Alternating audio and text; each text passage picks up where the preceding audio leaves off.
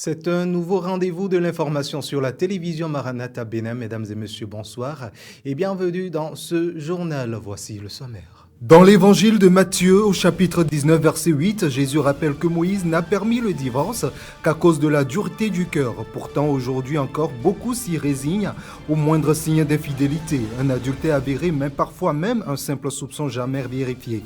Interviewé sur la question, l'homme de Dieu, le révérend Ferdinand Glaglanon, va apporter la lumière dans ce journal. Dans les couloirs de la maternité, on croise des pas rapides, des voix douces et des gestes précis. Souvent, celles qu'on aperçoit en premier sont les sages-femmes, figures familières de la naissance. Elles restent pourtant mal comprises du grand public. Leur métier ne se résume ni à aider à accoucher, ni à accompagner les mamans. Le développement, dans un instant. Et puis dans l'actualité internationale, le gouvernement français a annoncé que le projet de loi pour lutter contre les violences faites aux femmes et aux enfants est prêt. La ministre déléguée chargée de l'égalité femmes-hommes, Aurore Berger, a déclaré que le texte comportait 53 mesures visant à mieux former, mieux détecter, mieux prévenir et mieux sanctionner. On retrouve Sinatou Aoyo Adjovi en fin d'édition pour le tour de l'actualité internationale. Je te loue de ce que je suis une créature si merveilleuse, tes œuvres sont admirables et mon âme le reconnaît bien. Psaume 135, verset 4 à nouveau. Bonsoir. Dans bien des foyers, un simple doute suffit parfois à tout faire basculer. À la lumière de Matthieu 19, verset 8, certains considèrent l'adultère ou même la suspicion d'adultère comme une raison de rompre leur mariage. Se basant sur ce fait et surtout sur ce verset, le révérend Ferdinand Glaglanon, fondateur de l'église de la Bergerie de Dieu, apporte un éclairage à ce propos. Alors, une exception qui a été faite, Jésus l'a dit, à cause de l'infidélité, sauf pour cause de l'infidélité. Donc Jésus reconnaît que l'adultère, ça détruit complètement le fondement du mariage. C'est des cas difficiles à gérer.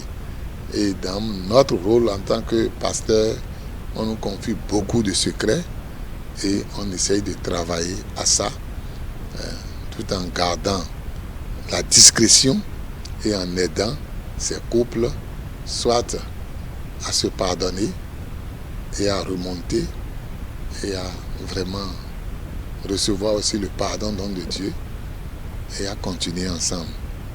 Voilà, donc c'est des cas difficiles. Donc, même s'il y a infidélité dans le couple, il y a encore cette porte de pardon, de réconciliation, de restauration qui est ouverte. Et un suivi avec le pasteur ou le responsable spirituel mûr qui peut vous poursuivre. L'homme de Dieu va plus loin en mettant en lumière la pensée originelle du Seigneur sur le divorce et sur le remariage qu'il implique chez plusieurs. Si vous allez encore un peu plus loin, il n'est pas permis de répudier sa femme.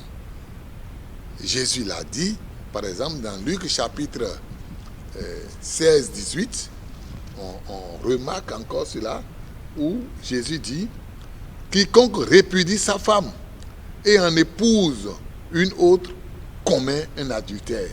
Et quiconque épouse une femme répudiée par son mari commet un adultère. » Vous voyez? Donc une femme répudiée est en danger. Elle ne peut pas se marier. Et celui qui a répudié aussi une femme ne peut pas encore se marier. Donc c'est en aucun cas on ne voit pas que il y a tolérance ou il y a permission de se divorcer. Et l'enseignement de l'apôtre Paul aussi est formel là-dessus. L'apôtre Paul en parle. Si vous prenez par exemple 1 Corinthiens chapitre 7, on va lire 1 Corinthiens chapitre 7, l'apôtre Paul, d'abord, il dit au verset 10 à 11, ceci, « Ceux qui sont mariés, j'ordonne, non pas moi, mais le Seigneur, que la femme ne se sépare point de son mari. Si elle est séparée, qu'elle demeure sans se marier ou qu'elle se réconcilie avec son mari. et que le mari ne répudie point sa femme.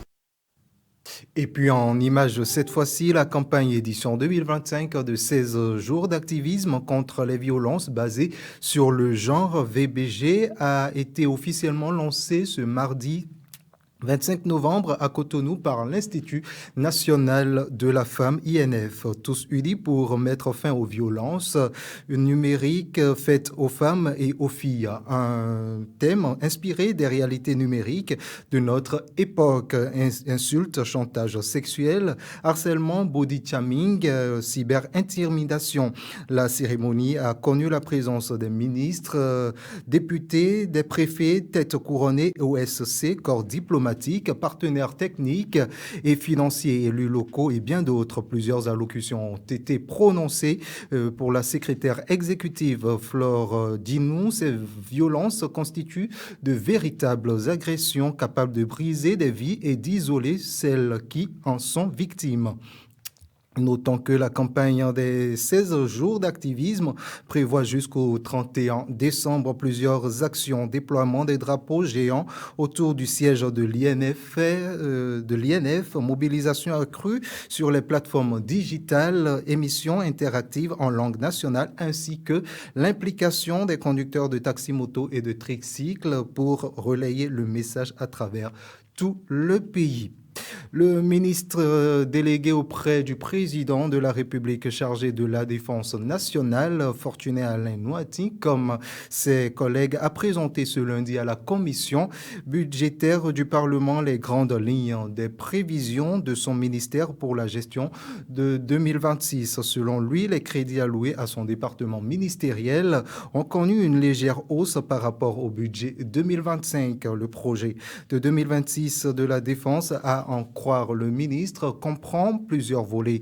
Il s'agit notamment de la formation des militaires, leur équipement et l'amélioration de leurs conditions de vie et de travail pour leur permettre d'assurer efficacement leur mission, laquelle mission consiste à défendre l'intégrité du territoire. Selon le ministre, les députés ont été favorables pour une augmentation substantielle du budget de son ministère au regard de nombreux défis qui restent à être relevés dans le pays par l'armée. On poursuit donc ce journal. Elle est présente avant, pendant et après la naissance, souvent discrète.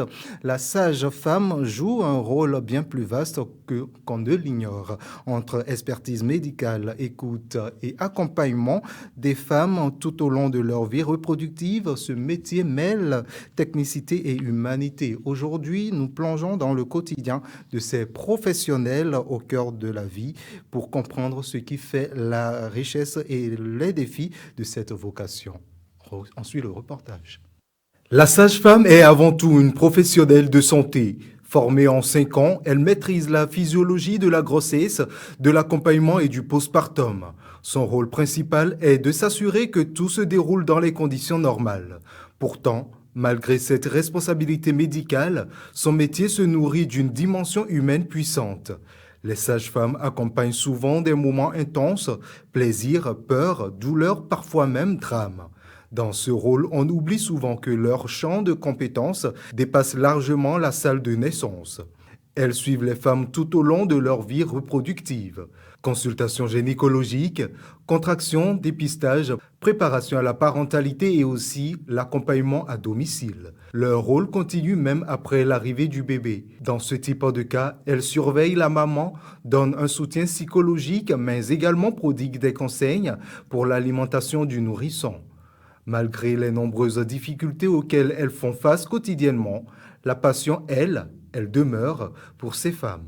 Car être sage-femme, c'est assister au commencement, c'est guider des femmes dans un moment unique de leur vie. C'est tenir un équilibre subtil entre science et intuition. Mais c'est avant tout célébrer la vie. Comprendre ce métier, c'est reconnaître la pluralité de leur mission, leur expertise médicale et l'immense part d'humanité qu'elles offrent quotidiennement. Dans le secret des maternités au cœur des cabinets, elles sont les gardiennes discrètes et essentielles de la santé des femmes et des nouveau-nés. Professeur James Robinson, lauréat du prix Nobel d'économie 2024, est à Cotonou dans le cadre des journées scientifiques de l'économie béninoise 2025, placé sous le thème Institutions et prospérité des nations. Les JSBE de 2025 vont se tenir à l'hôtel Golden Tulip. Le diplomate, les 27 et 28 novembre, offrira un espace unique de dialogue entre chercheurs, étudiants, décideurs et partenaires techniques. L'événement bénéficie du soutien du PNUD, partenaire officiel, avec la participation du professeur James Robinson. Récompensé en 2024 par le prix Nobel pour ses recherches sur le rôle des institutions dans le développement économique, le professeur Robinson va apporter donc à Cotonou une perspective unique sur les mécanismes qui façonnent le succès ou l'échec des nations. Sa présence à Cotonou illustre l'importance des JSEB comme plateforme incontournable pour penser et construire l'avenir économique du Bénin et de l'Afrique. On va maintenant en interactualité à la veille de la journée internationale de la lutte contre la violence faite aux femmes de ce mercredi. Aurore Berger annonce que le projet de loi pour lutter contre ce type de violence est prêt. Concernant l'Ukraine, une nouvelle version du plan de paix américain en 19 points est au centre des discussions à Abu Dhabi. Et pour finir, l'ONU dénonce ce mardi 25 novembre 2025 le fait que la survie de Gaza est en jeu. Suivez donc la compilation de ce tour international avec Sinatou Awoyo-Adjovi. Le gouvernement français a annoncé à l'AFP que le projet de loi pour lutter contre les violences faites aux femmes et aux enfants était prêt. Aurore Berger, la ministre déléguée chargée de l'égalité femmes-hommes, a déclaré que le test comportait 53 mesures visant à mieux former, mieux détecter, mieux prévenir et mieux sanctionner. À la veille de la journée internationale de lutte contre les violences faites aux femmes de ce mercredi 26 novembre, Aurore Berger a déclaré à l'AFP qu'elle souhaite que ce test réclamé de longue date par les associations féministes et élargi aux violences faites aux enfants puisse être inscrit à l'ordre du jour parlementaire dès que ce sera possible. Ce projet de loi a été remis au président Emmanuel Macron et au premier ministre Sébastien Lecornu.